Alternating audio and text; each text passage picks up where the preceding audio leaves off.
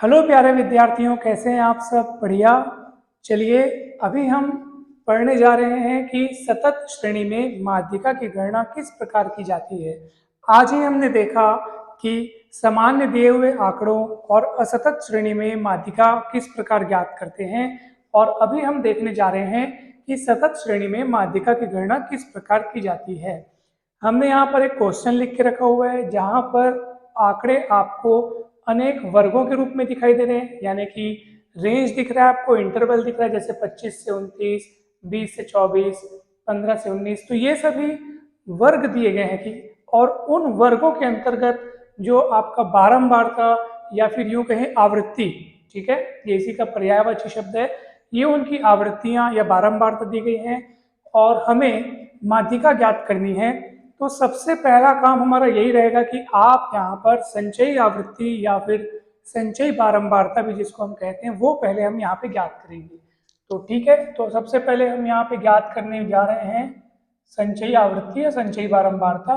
और वो कैसे ज्ञात करते हैं हमने आज ही देखा था। तो सबसे पहले यहाँ पे कितना लिखे? 3। तो उनको आप उस 3 को आप एज इट इज लिख दो, जस का तस लिख दो। फिर बारी बारी से अगले वाले आवृत्ति को उसमें जोड़ते जाओ। तो 3 में 6 जुड़ेगा तो 9 हो जाएगा, 9 में 13 जुड़ेगा तो 22 हो जाएगा, 22 में 17 जुड़ेगा तो 39 हो जाएगा, और 39 में 5 जुड़ेगा तो 44 हो जाएगा। ठीक है, आप सभी को समझ में आ गया होगा ये संचयी आवृत्ति किस तरीके से ज्ञात की है। फिर से एक बार, ये 3 को जस का तस लिख दिए, एज इट इज लिख दिए। उसके बाद 3 में 6 जुड़े 9 आया, 9 में 13 जुड़े 22 आया, 22 में 17 जुड़े 39 आया, 39 में 5 जुड़े 44 आया। तो यहाँ पर ये जो 44 है उसी को आप n कह देना। ठीक है, मैं यहाँ पे लिखता हूँ, फिर ये सूत्र आपको बताऊंगा, बहुत सरल है। आपको ये 5 मिनट में ये प्रश्न समझ में आ जाएगा, इसलिए एकदम ध्यान से देखिए, बिल्कुल भी ये कठिन नहीं है। तो ये जो लास्ट में आएगा ना आपके पास, आप उसी को कहना n। तो यहाँ पर n कितना है बताइए? तो n है 44। ठीक है, अब n जब आपको पता चल जाए, ये जो लास्ट में आएगा ना वही n रहेगा। n को लिखने के बाद आप तुरंत n/2 निकाल लेना। ठीक है, अब आप कहेंगे सर n/2 क्यों निकाल रहे हैं? क्योंकि जो माध्यिका का सूत्र हमने यहाँ पे लिखा है, आप देख पा रहे हैं वहां पे n/2 का इस्तेमाल हुआ है। तो भैया हम यहाँ n/2 निकालेंगे, और जब वो जो आंसर आएगा n/2 जो भी आएगा हम चुपचाप वहां जाके रख देंगे। ठीक है, n/2 का एक और कार्य है, अभी हम आपको बताते हैं। पहले n/2 निकालते हैं, तो n का मान 44 है, ये देखो n का मान 44 और ये बटे 2, तो 2 एकम 2, 2 दूनी 4 और फिर 2 दूनी 4, यानी कि ये हो गया 22। अब आप देखेंगे कि n/2 कितना है? 22। इस 22 को आपको देखना है कि ये कौन सी संचयी आवृत्ति के अंतर्गत आता है। ये 22 कौन सी संचयी आवृत्ति के अंतर्गत आता है आपको देखना है। तो यहाँ पर तो ये 22 खुद दिख रहा है। ठीक है, तो यहाँ ये जरूरी नहीं है कि सर ये जो भी अंक यहाँ आएगा, यहाँ जो भी आएगा वो इनमें से एक होना जरूरी है क्या? ऐसा नहीं है। मान लीजिए आपका आंसर 20 आ रहा था, एक बात की बात, n/2 निकालते और वो मान लो 20 आता, तो भी आप क्या करते? देखते कि वो 20 जो है किनके बीच आ रहा है। आज सवेरे तो हमने देखा था ना, हम यहाँ पर, हाँ एक और बात, हम जो सुबह जो क्वेश्चन बनाए थे आप देखे कि वो कौन सी श्रेणी के लिए था? वो था असतत श्रेणी के लिए, है ना। और असतत श्रेणी में भी हमने संचयी आवृत्ति ज्ञात किया था, मगर संचयी आवृत्ति ज्ञात करने के बाद हम वहां पे n/2 कैलकुलेट नहीं किए थे, n+1/2 कैलकुलेट किए थे। तो आपके माइंड में ये चीज अच्छे से बैठ जानी चाहिए कि अगर हमारे पास असतत श्रेणी दिया हुआ है तो हमें संचयी आवृत्ति ज्ञात करने के पश्चात n+1/2 कैलकुलेट करना है। ठीक है, ये आप अच्छे से ध्यान रखना। और अगर हमारे पास ये सतत श्रेणी दी हुई है, ठीक है, सतत श्रेणी यानी इस टाइप से रेंजेस में बटी हुई अगर आपके पास श्रेणी दी हुई है, तब उस स्थिति में आपको n+1/2 नहीं बल्कि क्या कैलकुलेट करना है? n/2 कैलकुलेट करना है। तो इसको आप अच्छे से ध्यान रखेंगे। ठीक है, जैसे आज के सुबह के एग्जाम्पल में हमने n+1/2 देखा था, बिकॉज वो असतत श्रेणी थी। जिसको हम विच्छिन्न श्रेणी भी कहते हैं या खंडित श्रेणी भी कहते हैं, और ये सतत श्रेणी है, तो उसमें आप n/2 देखेंगे। अच्छा, मैं कहाँ पे था कि मैं ये आपको बता रहा था कि अगर n/2 का मान कितना आ जाता है, मान लो 20 भी आ जाता है, तो हम देखते कि वो 20 किसके किसके बीच आता है, अर्थात किससे ज्यादा है और किससे कम है। तो वो 20 9 से ज्यादा है और 22 से कम है, तो इन दोनों में हम किसको चुनते हैं, आप बताइए। जो ज्यादा वाला है उसको चुनते हैं, है ना। यानी कि अगर हमारा आंसर यहाँ 20 आता तो मैं बोलता कि ये 20 जो है वो संचयी आवृत्ति 22 के अंतर्गत आता है, और फिर ये वाला हमारा मतलब ये वाला जो आंकड़ा है, ये वर्ग उसके उसके संगत की आवृत्ति, फिर ये संचयी आवृत्ति, वो हमारे सूत्रों में इस्तेमाल की जाती है। ठीक है, अगर यहाँ 20 आता तो भी मैं यही वाला लेता, बिकॉज ये दोनों के बीच में आता है और मुझे ज्यादा वाला लेना होता है। आज सवेरे ही हमने सीखा था, मगर यहाँ तो खुद 22 आ गया है ना। 44/2 करे तो कितना है, 22 आ गया, तो ये तो और अच्छी बात है, हम 22 वाले को ही लेंगे, अभी भी इसी को लेंगे। हाँ, अगर मान लीजिए 23 आ जाता तो क्या करते बताओ। अब 23 आ जाता, इसका मतलब ये 22 से ज्यादा हो गया। अब किसको लेते, अब 39 को लेते। ठीक है, 38 भी आता तब भी 39 को लेते, 37 भी आता, यहाँ पे अगर 37 भी आता तब भी 39 को लेते, और मान लो 25 आता तब भी 39 को लेते। अगर 40 आ जाता, यहाँ पे मान लो ये मान लो 80 होता, 80/2 40 होता, अगर ये 40 होता तो वो 40 जो है 39 से ज्यादा होने के कारण हम किसको लेते, 44 को लेते। यानी आपको ज्यादा वाले को देखना है। तो मैं आशा करता हूँ कि ये चीज तो आपको समझ में आई गई होगी। तो हम यहाँ पे लिखेंगे, यहाँ ये जो 22 है, ये जो 22 है वो किसके अंतर्गत आता है, संचयी आवृत्ति 22 के अंतर्गत आता है। संचयी आवृत्ति 22 के अंतर्गत आता है। अब 22 के अंतर्गत आता है मतलब आपका ये आपने फिक्स कर लिया। अब आपने देखना है कि इसके संगत वर्ग कौन सा है। ठीक है, तो उसके संगत जो वर्ग है उसी वर्ग, वो वर्ग कौन सा है, 15 से 19 वाला वर्ग है ना, तो उस वर्ग को हम कह देंगे, अब उसका एक नया नाम रखना पड़ेगा, तो उस वर्ग का नाम है माध्यिका वर्ग। तो आप लिखेंगे कि भैया इसके संगत जो वर्ग है हमारे पास वो कौन है, 15 से 19 वाला वर्ग है, और यही हमारा माध्यिका वर्ग है। अतः यहाँ पे जो माध्यिका वर्ग है वो कितना हो जाएगा बताइए, ये हो जाएगा 15 से 19। ठीक है, और इस वर्ग के संगत आवृत्ति कितनी है, वो है 13। ठीक है, तथा इस वर्ग के, ये देखो, इस वर्ग के संगत की आवृत्ति देखनी है तो वो है 13।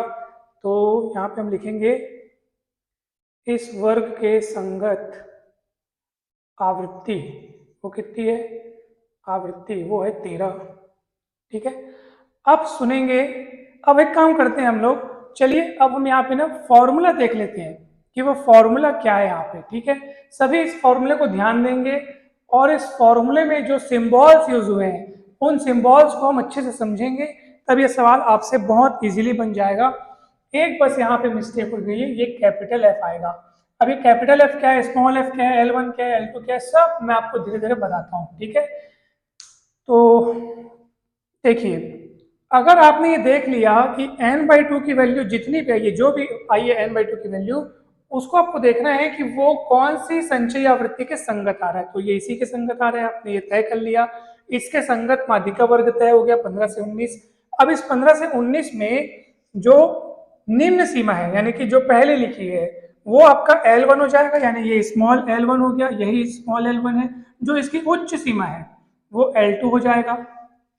इसके संगत की आवृत्ति को आप स्मॉल एफ कह दो, यानी स्मॉल एफ 13 है यहाँ पे। ठीक है, और ध्यान से सुनिए, और इस जो जो आपने यहाँ पे फिक्स किया हुआ है, ठीक है, ये जो आंसर आया है जिस संचयी आवृत्ति के अंतर्गत आएगा उसके पहले तक की संचयी आवृत्ति को, यानी उसके ठीक पहले की, उसके पहले तक की जो आवृत्तियों का योग है वो कितना है, 9 है।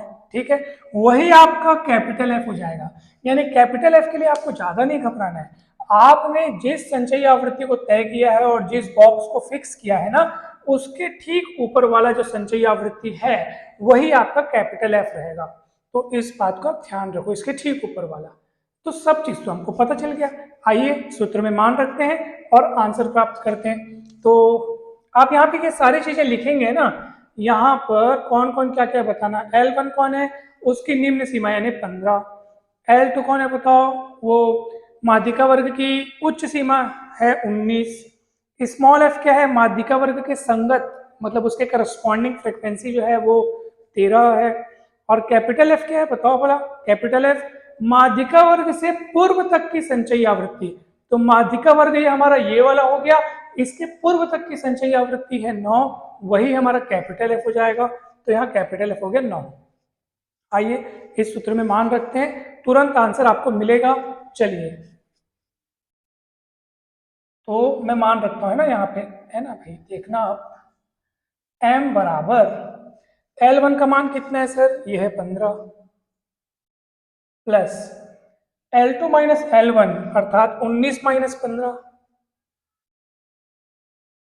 बटे कौन है, ठीक है। अब मैं इसको थोड़ा सा मिटा रहा हूँ, वैसे भी आप ये सब चीज देख चुके हो तो मैं मिटा रहा हूँ। अगर याद ना है तो वीडियो पीछे करके फिर से देख सकते हो, चिंता की कोई बात नहीं है। तो चलिए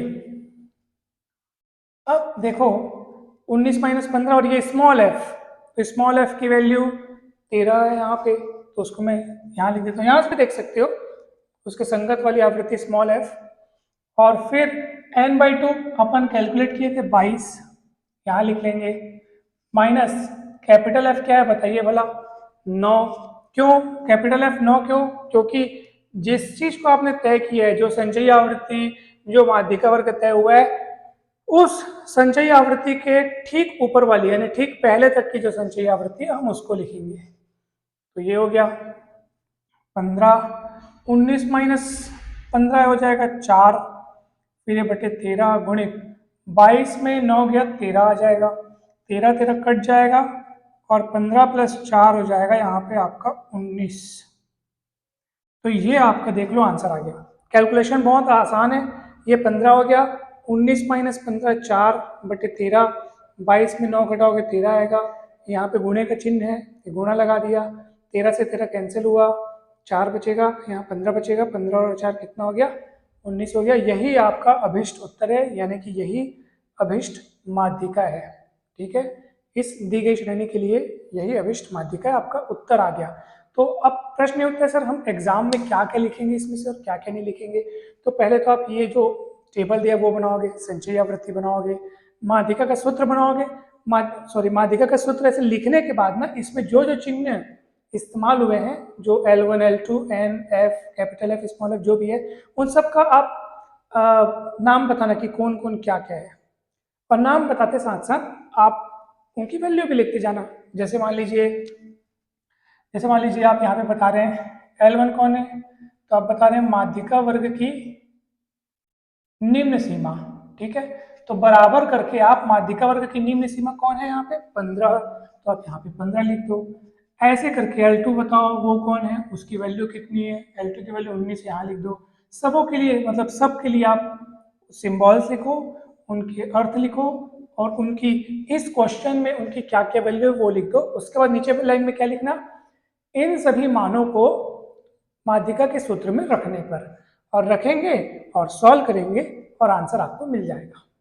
सो ये बहुत सरल था, तो मुझे उम्मीद ही नहीं विश्वास भी है कि ये आपको बहुत अच्छे से समझ में आया होगा।